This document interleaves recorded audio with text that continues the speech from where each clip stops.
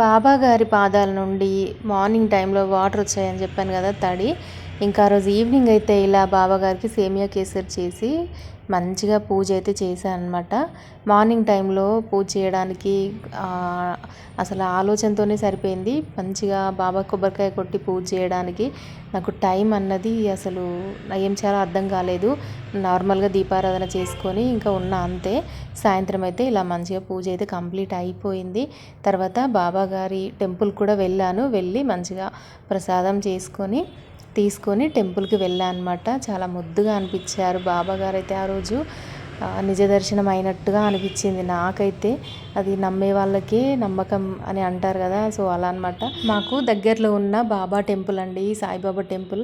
ఎంత బాగుంటుందంటే చాలా పీస్ఫుల్గా ఉంటుంది. టెంపుల్కి వెళ్ళి వస్తే మాత్రం అక్కడ వాతావరణం కానీ, అసలు గురువారం వచ్చిందంటే చాలు, అస్సలు నడవనికి కూడా రాదు, అంతమంది ఉంటారు, అంత భక్తులు ఉన్నారన్నమాట.